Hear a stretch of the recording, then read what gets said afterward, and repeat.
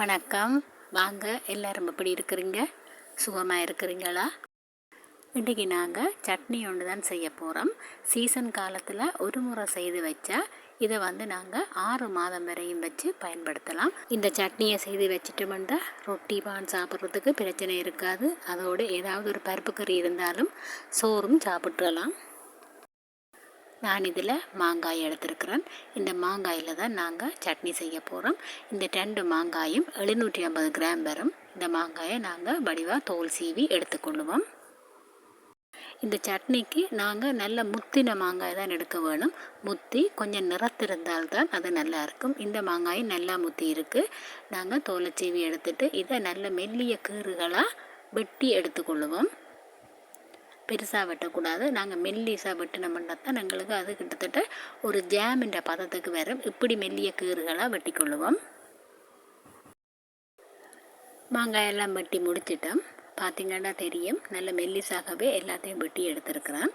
இப்போ நாங்கள் சட்னி செய்ய தொடங்குவோம். நான் இந்த மண் சட்டியில் தான் இந்த சட்னியை செய்ய போகிறேன். பெரும்பாலும் இந்த சட்னி செய்யக்குள்ள நாங்கள் மச்சங்கள் பிளங்காத எண்ணெய்கள் பெரும்பாலும் பாவிக்காத சட்டியாக இருந்தால் நல்ல மண் சட்டியில் தான் செய்ய வேணும். நாங்கள் இதில் உப்பு போட்டுக்கொள்ளுவோம். ஊறுகாய்க்கு மாதிரி நாங்கள் நிறைய உப்பு போடக்கூடாது, அளவான உப்பு போட வேணும். வெட்டினத்துக்கு பிறகு இந்த மாங்காயின் அளவு 500 கிராம் இருக்குது. அதுக்கு நாங்கள் 250 கிராம் சீனி போட்டுக்கொள்ளுவோம். நாங்கள் சீனிக்கு பதிலாக சர்க்கரை என்றாலும் சேர்த்து கொள்ளலாம். நான் சீனி தான் சேர்க்கிறேன். இதுக்கு நாங்கள் கொஞ்சமும் தண்ணி சேர்க்கக்கூடாது. தனியாக சீனியிலேயே தான் நாங்கள் இதை அவிய வைக்க போகிறோம். சீனியும் உப்பும் போட்டதுக்கு பிறகு இதை நாங்கள் அப்படியே மூடி மெல்லிய நெருப்பில் அவிய விடுவோம். இந்த சட்னி செய்கிறதுக்கு நான் இதில் வாசனை திரவியங்கள் கொஞ்சம் எடுத்துருக்கிறேன். ஏலக்காய், கிராம்பு, கருவாப்பட்டை, ஒரு சின்ன துண்டு சாதிக்காய் இவ்வளவும் எடுத்திருக்கிறேன். அதோட ஒரு தேக்கரண்டி அளவுக்கு மிளகு எடுத்திருக்கிறேன். எங்களுக்கு காரத்துக்கு தேவையான அளவு மிளகு போட்டுக்கொள்ளலாம். இதை நாங்கள் இடித்து எடுத்துக்கொள்ளுவோம். மாங்காயை அடுப்பில் அவிய வச்சுருக்கிறோம். ஒரு கத்திறந்து பார்ப்போம். இப்போ தான் சீனி உருக தொடங்குது. நாங்கள் இது ஒருக்கா கலந்து விட்டதுக்கு பிறகு திரும்பவும் மூடி விடுவோம். மாங்காய் நல்லா அவியட்டும். சீனி உருகினதுக்கு பிறகு நாங்கள் அடுப்பை கொஞ்சம் கூட்டி விடுவோம். இப்போ எங்களோட மாங்காய் நல்லா அவிஞ்சு கொண்டு வருகுது. கலந்து விடுவோம். ஒருக்கா அடியில் பிடிக்கக்கூடாது. சீனி தானே நாங்கள் அடிக்கடி கலந்து விட வேணும். இனி நாங்கள் இதில் இடித்து வச்சிருக்கிற வாசனை திரவியங்களை போட்டுக்கொள்ளுவோம். அதோட தனி மிளகாய் தூள் போட்டுக்கொள்ளுவோம். இது எங்களோட கறிகளுக்கு போடுற தூள் நாங்கள் போடக்கூடாது. தனியாக மிளகாய் மட்டும்தான் போட வேணும். தேவையான அளவு போடுவோம். நான் ஒரு 1.5 கரண்டி போல் போட்டிருக்கிறேன். போட்டு நல்லா கலந்து விடுவோம். எங்களோட வாசனை திரவியங்களும் மிளகாய் தூளும் சேர்ந்ததுக்கு பிறகு நல்ல கலர் ஒன்று வரும். நாங்கள் மூடி வைப்போம் கொஞ்ச நேரம். இப்போ திறந்து பார்ப்போம். இப்போ மாங்காய் எல்லாமே நல்லா அவிஞ்சிட்டுது. இதில் சில மாங்காய்கள் துண்டு துண்டாக இருக்கும். எல்லாமே நல்லா அவிஞ்சு மசிய தேவையில்லை. சின்ன சின்ன துண்டுகள் இருந்தால் சாப்பிடக்குள்ள நல்லா இருக்கும். இனி நாங்கள் இதில் வினிகர் கொஞ்சம் விட்டுக்கொள்ளுவோம்.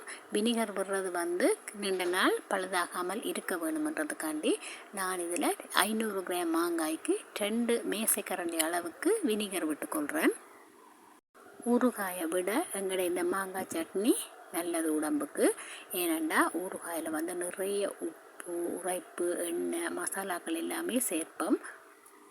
அது உடம்புக்கு நல்லதில்லை. ஆனாலும் நாங்கள் சாப்பிடுவோம். இதில் நாங்கள் நிறைய சீனி சேர்த்திருந்தாலும் அந்த இனிப்பால் ஏற்படுற பாதிப்புகளை குறைக்கிறதுக்காகத்தான் நாங்கள் வாசனை திரவியங்கள் சேர்த்துருக்கிறோம். அது எல்லாமே நல்ல மருத்துவ குணம் கொண்டது தான். ஏலக்காய், கிராம்பு, கருவாய் எல்லாமே. மாங்காய் சீசன் வந்தாலே வீடுகளில் இருக்கிற மாமரங்கள் காய்ச்சி குலுங்கும். அப்படி நேரங்களில் நாங்கள் இதை செய்து வச்சு கொண்டோம்னு சொன்னால் அவசரத்துக்கு பானோட ரொட்டியோடு எல்லாம் பிள்ளைகள் கரைச்சல் கொடுக்காமல் சாப்பிடுவாங்க. இங்கே சூப்பர் மார்க்கெட்டுகளில் இந்த மாங்காய் சட்னி சின்ன ஒரு ஜாம் போத்தல் 400 500 விற்கிது. அதுகளில் கெமிக்கல் இருக்கும். அதை விட நாங்கள் வீட்டில் இதை ஆரோக்கியமான முறையில் செய்து கொள்ளலாம். இப்போ எங்களோட சட்னி தயாராகிட்டுது.